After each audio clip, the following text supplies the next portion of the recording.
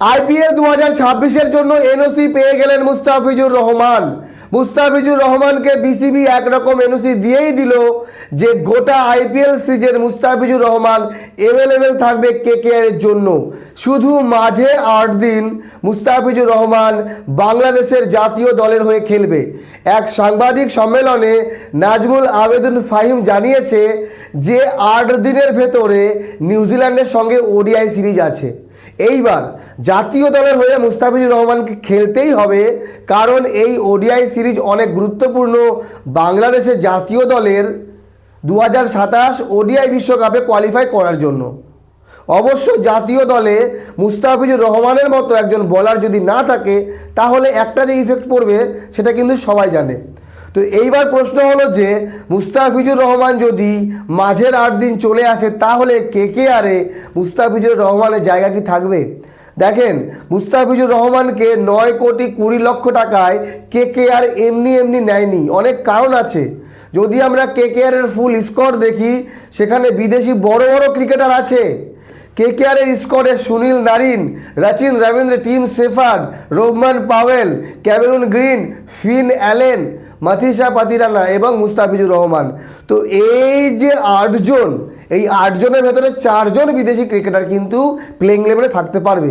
কিন্তু আইপিএলে একটা এক্সট্রা অ্যাডভান্টেজ আছে, যেখানে 12 জন ক্রিকেটার নিয়ে একটা দল খেলতে পারে এক ইনিংসে বা গোটা ম্যাচে বলতে পারেন, যাকে বলা হয় ইম্প্যাক্ট প্লেয়ার। তো মুস্তাফিজুর রহমান একমাত্র বোলার যে কিনা লেফট আর্ম মিডিয়াম ফাস্ট বল করে। মুস্তাফিজুর রহমানের রিপ্লেসমেন্ট একমাত্র আমি দেখি কোনো ব্যাটসম্যানই, যেমন ধরেন রোহমান পাওয়েল বা রাচিন রবীন্দ্র বা ফিন অ্যালেন যদিও উইকেট কিপার, তবে টিম শেফার্ডও আছে উইকেট কিপারের জায়গায়। কিন্তু সুনীল নারিন 100% খেলবে, ক্যামেরুন গ্রিন 100% খেলবে, মাথিসা পাতিরানাও খেলবে, মুস্তাফিজুর রহমানও খেলবে।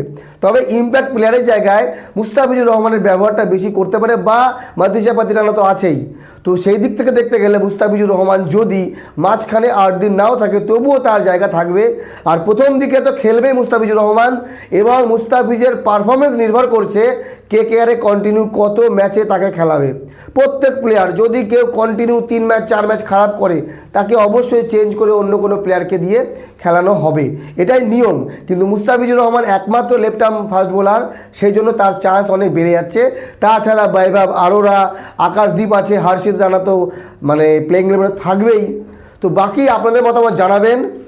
বিসিবি সবসময় এনওসি নিয়ে সমস্যা করে, তো এবার আগে ভাগে জানিয়ে দিল যে মুস্তাফিজুর রহমান কেকেআর হয়ে খেলছে। আর বাংলাদেশের 99% বললে ভুল হবে, 100% জনগণ যারা অন্যান্য দলকে সাপোর্ট করত তারা এই মুহূর্তে আজকের ডেটে দাঁড়িয়ে আর আইপিএলে অন্য কোনো দলকে সাপোর্ট করতে পারবে না বা করবে না কেকেআর বাদে। কারণ কেকেআরে বাংলাদেশের যে মুস্তাফিজুর রহমান একমাত্র প্লেয়ার আইপিএলে সুযোগ পেয়েছে এবং কেকেআর হয়ে খেলবে। এমনিও তো কলকাতাকে সাপোর্ট করে প্রচুর বাংলাদেশের ক্রিকেট ফ্যান, তারপরে তো যখন মুস্তাফিজুর রহমান আছে তখন তো আরও সাপোর্ট বেড়ে যাবে। এইবার মুস্তাফিজুর রহমান যদি 8 দিনের জন্য নিউজিল্যান্ড সিরিজে খেলে, সেই 8 দিনে হয়তো কেকেআরে 2টো ম্যাচও পড়তে পারে বা 3টে ম্যাচে ইফেক্ট পড়তে পারে। তো 3টে ম্যাচ কেকেআর মুস্তাফিজুর রহমান ছাড়া অবশ্যই তারা অ্যাডজাস্ট করতে পারবে, প্লেয়ার অনেক আছে।